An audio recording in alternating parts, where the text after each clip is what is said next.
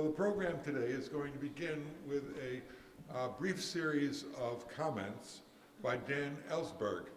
Dan is celebrating 50 years of his freedom after the United States government tried to indict and imprison him for 175 years under the Espionage Act. And 50 years later, we're fighting for the unsuccessful, and Dan has been a free man because mass movement in opposition to the war and in opposition to the idea that telling the truth about wars, including the Vietnam War, was illegal in the United States and counter to the government's, quote, national security interests. After Dan Ellsberg speaks, we're going to hear from Alice Walker, Pulitzer Prize-winning poet, novelist, social activist, and overall magnificent fighter for human rights everywhere. She's visited Julian Assange in Belmarsh Prison in the UK, where he is now incarcerated. He has been either incarcerated or at the Ecuadorian embassy until his stay there was revoked by the government for perhaps 10 years. I want to say this for the media, which is we're live streaming this. A headline in the papers today reads, amazing, key witness in Assange case admits to lies in indictment. And that is this particular individual who for a very brief time worked with Wikileaks. His name is Sigurdar Ingi Thorardsson, confessed to lying in the as a representative of the United States government in the indictment against Julian Assange. That is, the key person in the case bringing, quote, evidence against Julian Assange has publicly admitted that he was a liar. Edward Snowden tweeted today, that puts an end to the Assange case. That's what we're fighting for. That is, we're fighting for his freedom, for his return to Wikileaks, a brilliant organization that prints the truth about US policies.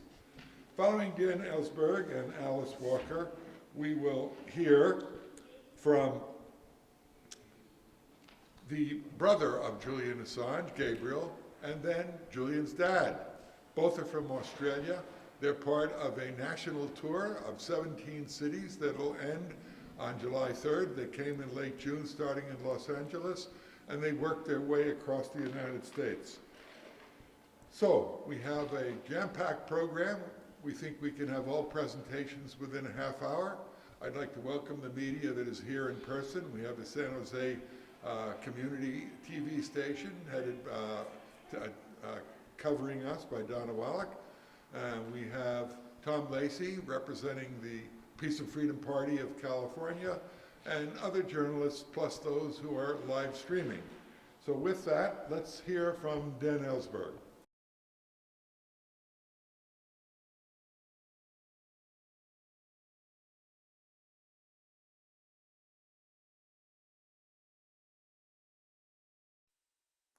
Hello, I'm Dan Ellsberg, and I want to welcome here tonight John Shipton and Gabriel Shipton, the father and brother of Julian Assange. I'm hoping they will visit me in my home when they come to the Bay Area here before long on this journey of fundraising for a defense that I am very supportive of. Julian Assange, who is facing the same charges that I did 50 years ago this month. I was the first to be prosecuted under the Espionage Act for giving information to the American public in order actually to reveal war crimes, crimes against peace, deceptions of the public, as Julian did in 2010, giving information from Chelsea Manning, then Bradley Manning. And 50 years ago this month, actually, the Solicitor General of the United States, Erwin Griswold, former Dean of Harvard Law School, was arguing to the Supreme Court that any further revelation of the information that I had given, which was top secret, marked top secret, sensitive, I had given to the New York Times, would cause irreparable, irreversible damage, immediate harm to the national security of the United States. That was nonsense.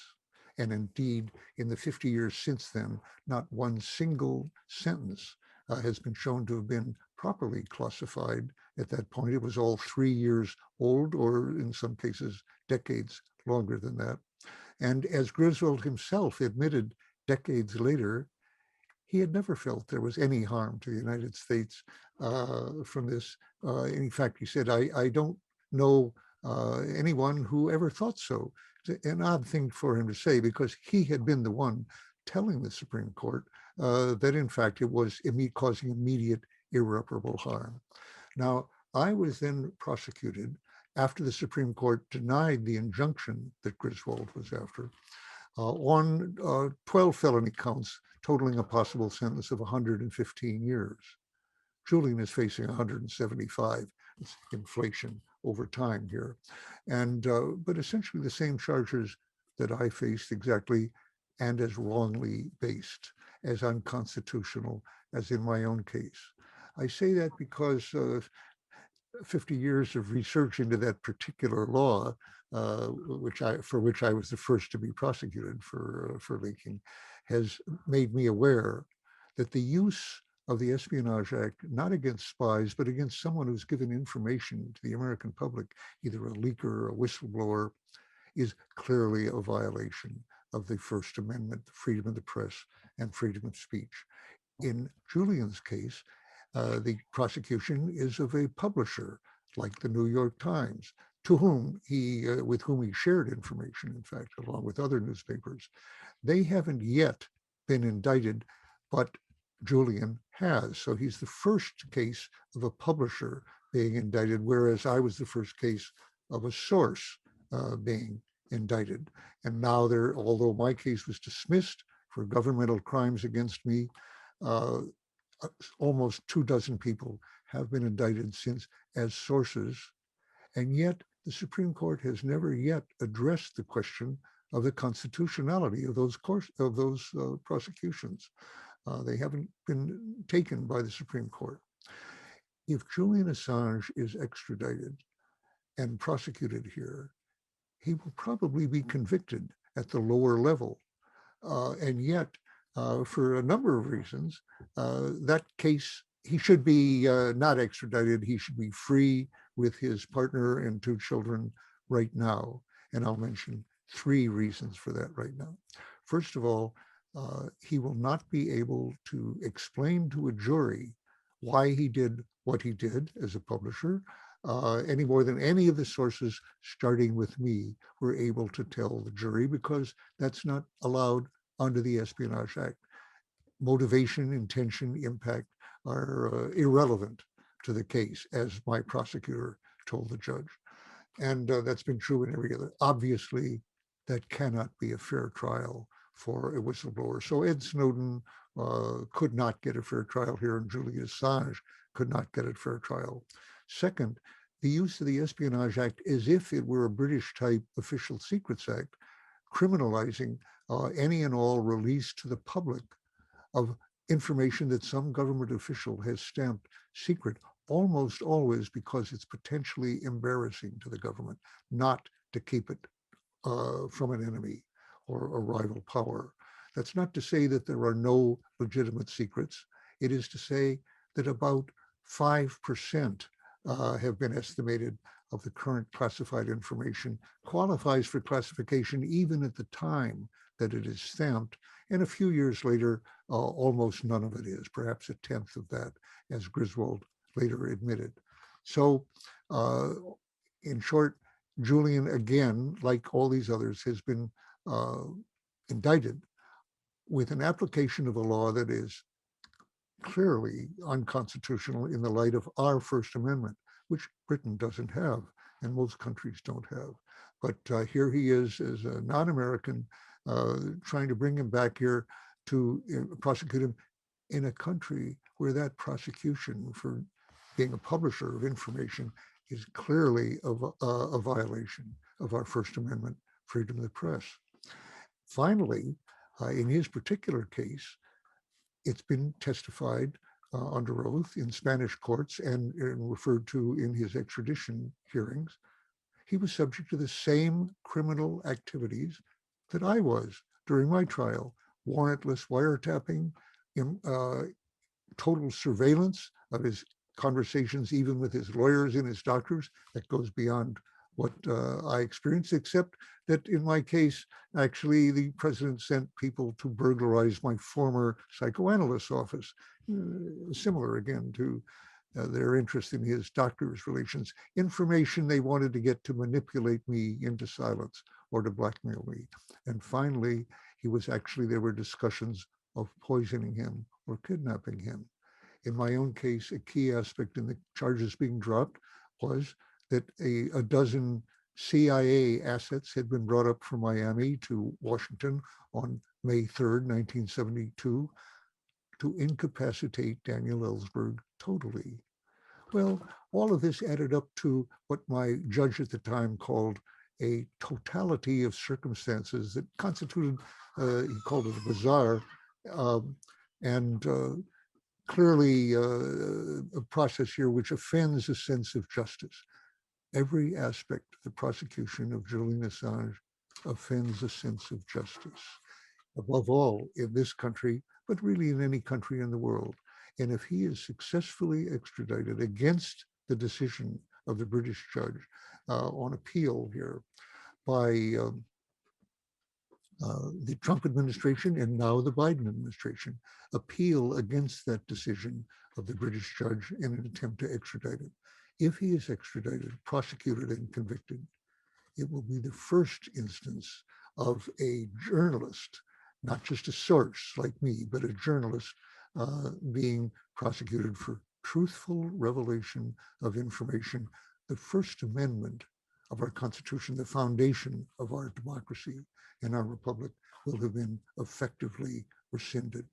So it's of interest, above all, to journalists in the United States, but really to journalists throughout the world, for whom this would be a terrible precedent and would be imitated all over the world by countries that otherwise regard themselves as democracies. It's in the interest of our democracy and of journalism to assure that the cause for which John Shipton and Gabriel Shipton are engaged in right now should prevail.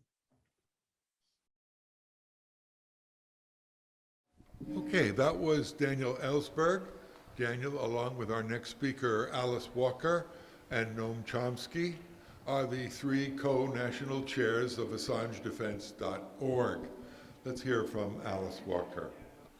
Thank you, Jeff. I'm always so moved to hear Daniel Ellsberg because for so long, many of the peoples in the world have felt that there were no white Americans who actually cared about the people of color in the world who were being destroyed. And it has taken a lot of courage and a lot of determination and a lot of, just everything you can think of that's positive for people to stand and to say that the people you are bombing, the children that you are starving, the rivers you're destroying, are all things that matter. They really matter to us. And so today, as we think about hoping very much to free Julian Assange, my mind is on the peoples of the world and how unless there are people with the courage to stand and say what they see and describe what they know, so much of what we love, so many of the people that we love, so many of the places that we love will just be and continue to be obliterated. So many of them already have been. I went to see Julian many years ago at the embassy in Britain. And I was just, amazed that someone could suffer the isolation, the smallness of the area. I know that later people, I think, chuckled to see Julian on a skateboard in that little tiny space. And they actually tried to pretend that he was having a good time. You see, he's in there and he's skateboarding and he's having a great time. It's just enough to make you want to throttle people. when they say things like that, because the area was very small, larger, of course, than the prison cell that he's in now, but it was very small. And there he was, there he was, basically working, it seemed to me, a lot. I mean, there's a workaholism in him, good, because, that would keep you going in confinement, something to do. Many of our people, black people in prison, have been in solitary for up to 40 years with nothing to do. Can you imagine? The cruelty of this should make all of us really, every day, think about the people we live among and the country we live in. It's incredibly cruel. The things that people just, often it seems to me without thinking, do to other people. And they seem, those in places of, the government, they seem to like it when they can just take a beautiful, brilliant, courageous person, the most gorgeous imaginable, and just stick them somewhere, as they used to say, on ice forever. They love to do this. There are people in this country who love that. Sadists, people who should not be running anything. And that is where we are. I mean, we have people who, if they have a heart, it is so shrunken that nothing will revive it now. And so our job is to do whatever we can to free our people. Julian and so many other people. MEAA's been in prison, I think, for 40 years or almost. And he had to be operated on recently, and they wanted to chain him to his, his operating table. I mean, we're dealing with people who are borderline not people, who really like to cause suffering. And that Julian has stood up to this is really remarkable. I remember when, long ago, the charge against him was that he had molested some women in, I forget which country, but anyhow, I was very skeptical. And so, as you know, later one of the women said that she had lied. But the traps that are set for people who try to be honest and people who tell the truth are enormous hindrances to other people, because you get scared. You think, oh my goodness, if I do something brave, they'll say that I'm, a rapist, I'm a murderer, I'm this and that. But for some reason, I always believed that Julian Assange had an extraordinary conscience. I believe that he was, once he came to terms with having prematurely white hair, I thought he was free. There are all these places where we have to free ourselves. And I don't know if any of you remember this, but he used to color his hair. But at some point, I think they put him in prison long enough for the dye to fall out. And so there he was in all of his natural white hairness, which he continues to have. Some of these things seem trivial, but I think they do indicate something about a person who is able to really realize that, yes, what I'm doing is extremely dangerous. And I know they would really like to just throw me under the prison, but I'm going to do it. I'm going to do it because it's the right thing to do. And it's very helpful for the rest of us, because we need these guides, we need these beings who are free already. I mean, they have him in this prison, but he's freer than they are, because he is telling the truth, he is standing by the truth. They are lying, they have been lying, forever. Founding countries all over the world based on lying, killing the people they find there, again, based on lying about the people. So our world is unraveling. It's unraveling partly because of this weight that lying is. And it's on the, the shoulders of people like Julian that so much of this falls. This, how do you deconstruct this? How do you? I mean, who starts to say the word that starts the unraveling of the lie? And he has done this brilliantly.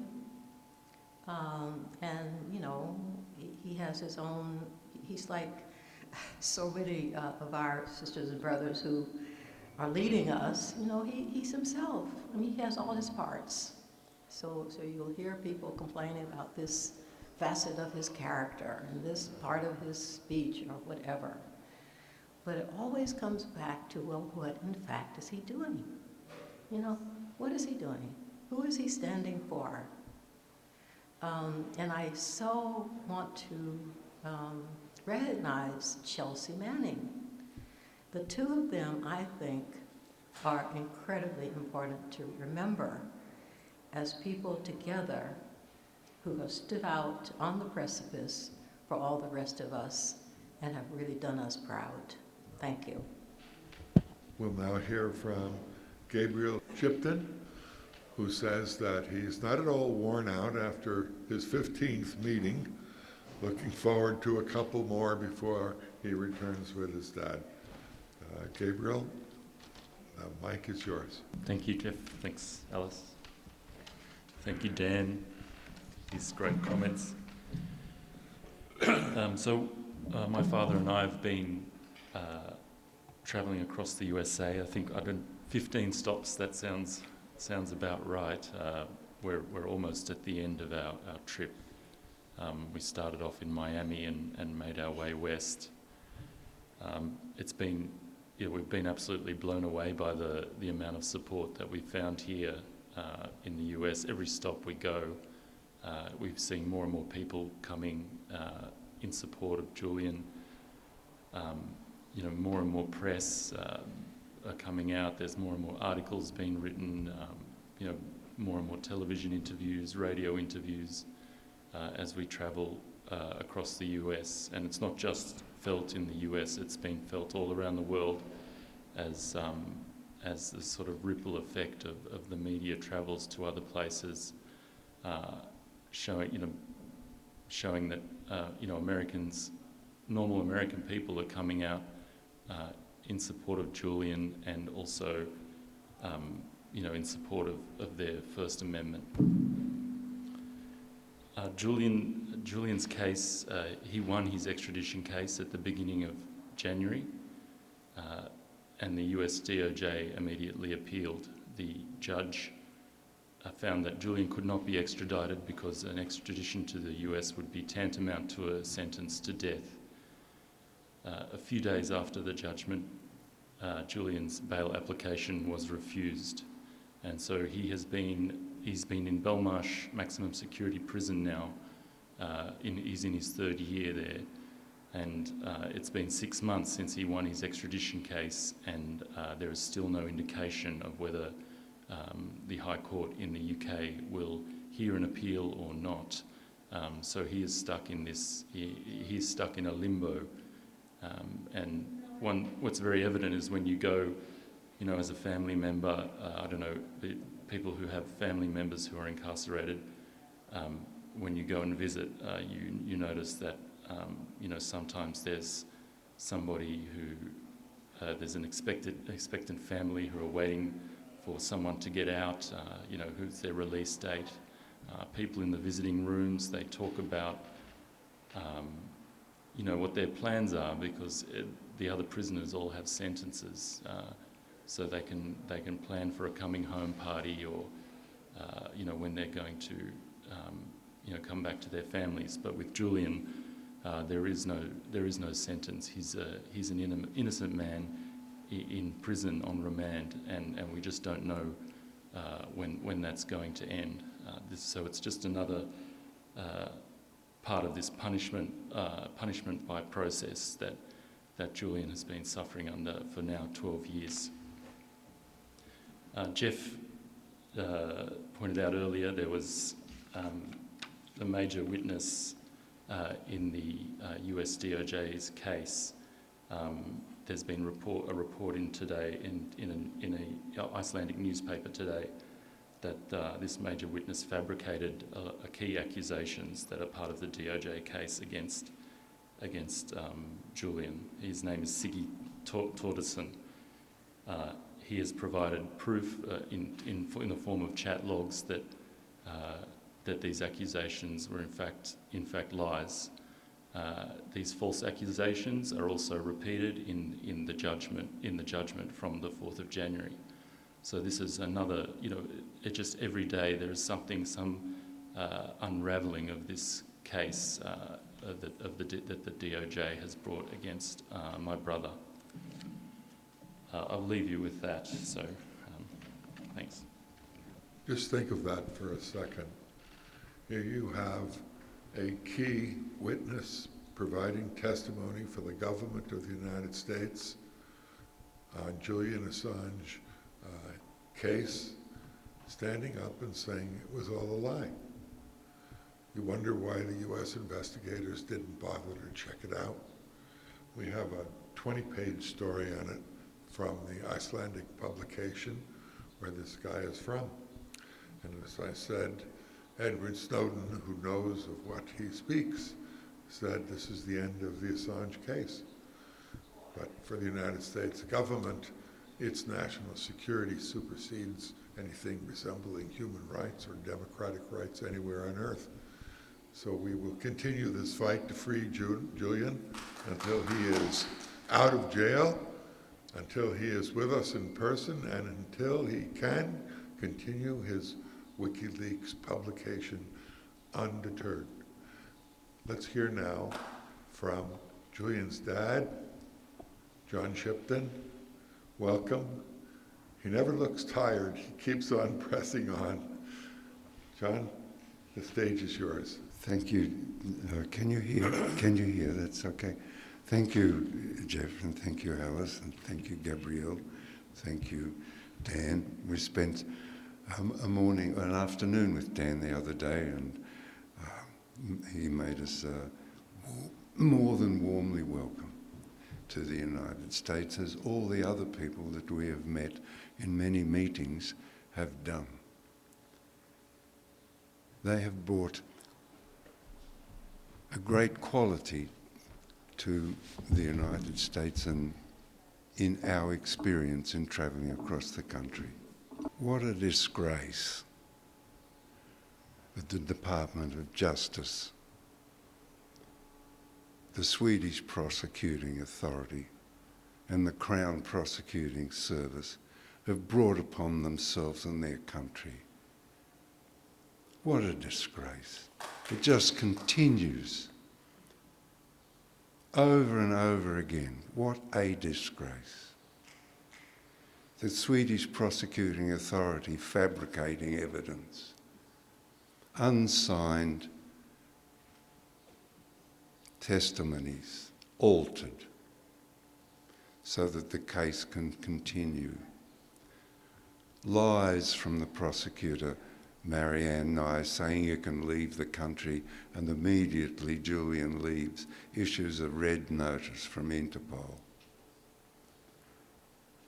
The Crown Prosecuting Service solicitor Paul Close, in correspondence with the Swedish Prosecuting Authority, Marianne Nye, conspiring together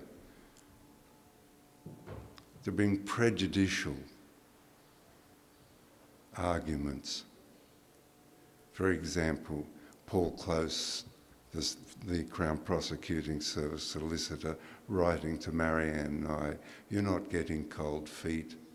It would be inadvisable for the Swedish Prosecuting Authority to come to interview Julian in the embassy or use the facilities of mutual obligation, a video conference and a video interview." 4 prosecutors, 9 years, disgrace after disgrace, all of these documented, revealed in FOIs that Stefania Morizzi managed to extract from the Crown Prosecuting Service after case brought against them. myself went to Gothenburg and picked up 5,127 pages of FOI release from the Swedish prosecuting authority. They wouldn't give it to us electronically, so we have to pick up 55 kilograms of paper to take back to London. Disgrace after disgrace, malice after malice heaped on malice. Julian Assange, a 50-year-old publisher, an intellectual of considerable capacity, making constant gifts to those who wish to hear the truth about government actions. What disgrace that's brought upon their countries, these people. Prosecutors seeking somehow or other, seeking sadism, adding sadism to their jobs.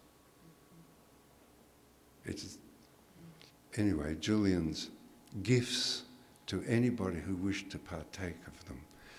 The Iraq war files, the Afghan war files, the Guantanamo Bay files.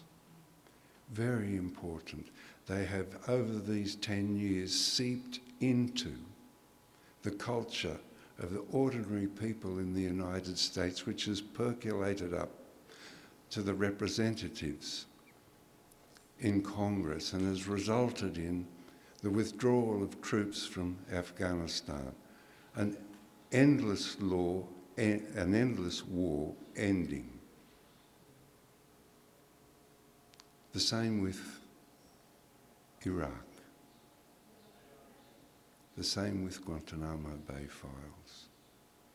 A great American lawyer, Clive Stafford Smith, established an NGO titled Reprieve and went to Guantanamo Bay and used the files to bring about the freedom of those falsely locked up there. There were 22 children there.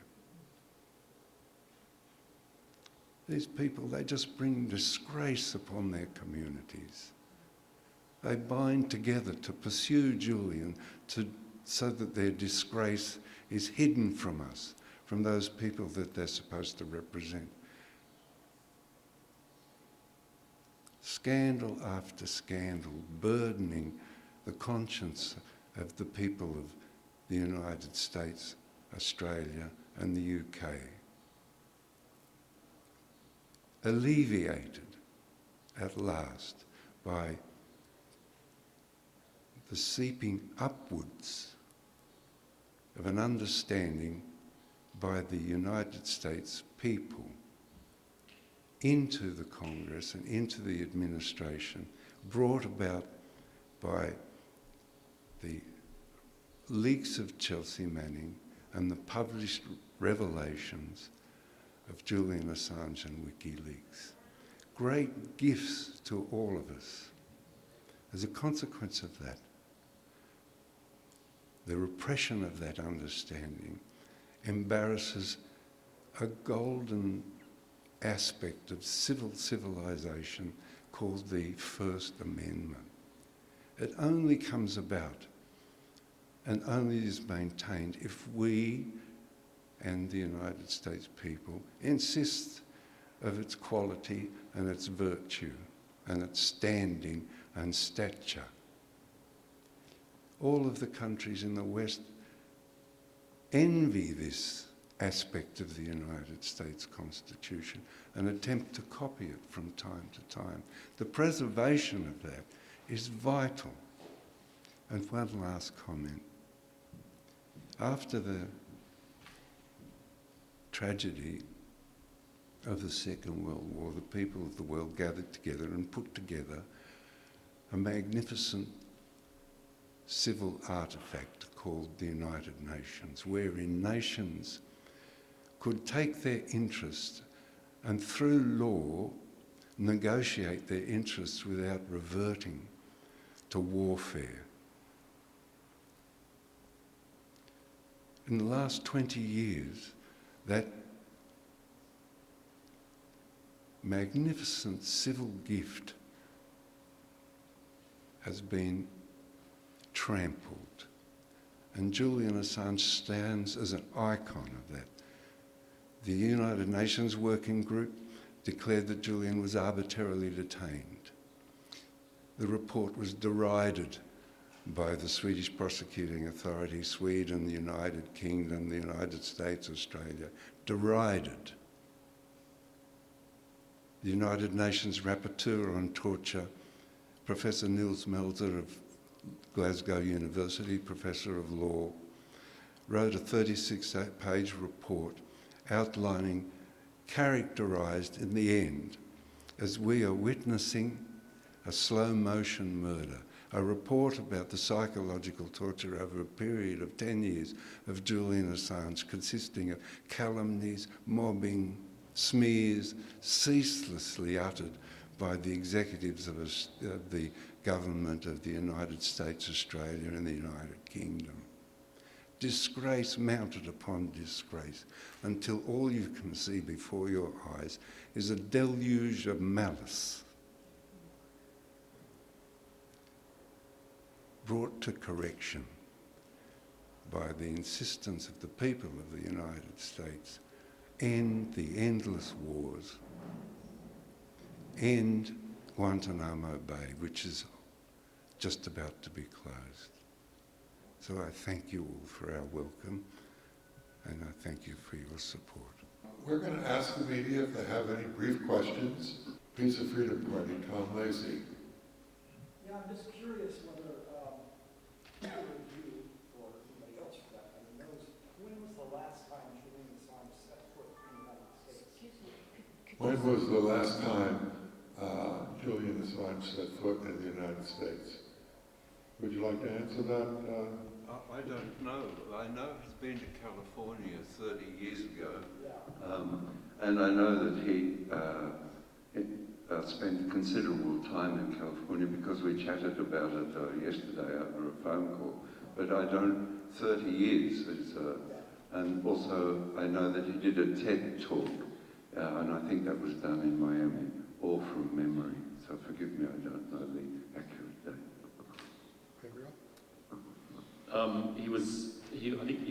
He released collateral murder here. They did that at the National Press Club in Washington, which would have been, I think 11, 12 years ago. And then we were actually finishing our tour there, so we'll be at the National Press Club on the 30th in the same place where Julian released that video. Yeah. Further questions? Okay, if not, I'd like to thank everyone for attending.